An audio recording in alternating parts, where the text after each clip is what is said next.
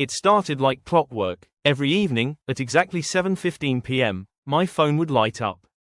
Dad calling. It didn't matter where I was, on the train, cooking dinner, or halfway through an episode of some Netflix series. He always called, and I always picked up. "Hey, old man," I'd tease.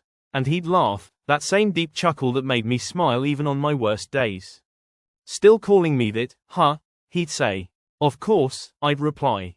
"You earned it." Most days, we didn't talk about anything big. He'd ask what I ate. He'd tell me about something silly his neighbor did or complain about the TV remote acting up again. Sometimes we sat in silence, just breathing on either end, neither of us feeling the need to fill the air with words. That was the thing about my dad. He didn't say, "I love you," much, not with words.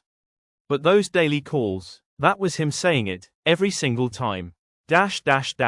Then, one night, he didn't call. I noticed it right away. I kept checking the clock, refreshing my phone. 7:15, 7:20, 7:30, nothing. I told myself not to panic. Maybe he fell asleep watching one of his old westerns. Maybe his phone died. Maybe he just forgot. But the next night, still nothing. I called. No answer. I texted. No reply. I tried again the next morning. And again in the afternoon. My chest started to tighten. I told myself it was nothing. But it didn't feel like nothing.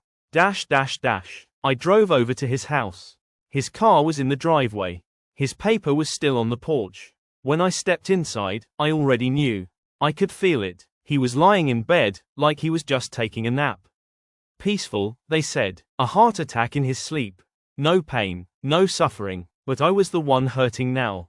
Because the silence he left behind was deafening. I sat by his bedside, my hands trembling. I wanted to believe it was just another missed call. That any second now, my phone would ring, and he'd say, "Hey sweetheart, just checking in." But it didn't. In the days that followed, I went through his things. Quietly, carefully, like touching the past too hard might make it vanish. And then I found them. His old voicemails. So many. All those times I missed his call and he left a message anyway. "Hey, just wanted to hear your voice. Call me back when you get a chance. I made that soup you love again." I saved every one of them. Now, when the house feels too quiet, when the world feels too heavy, I play them, over and over. Sometimes I cry, sometimes I laugh, sometimes I just sit there with my eyes closed, pretending he's still on the other end. We never think about the last time. The last phone call, the last joke, the last, "Did you eat today?" If I could go back, I'd make those conversations last longer. I'd listen harder, say, "I love you," more. I wouldn't rush to hang up. Now, I call his number sometimes, just to hear the voicemail. Just to hear his voice. And though he doesn't answer anymore, some part of me still believes he's listening.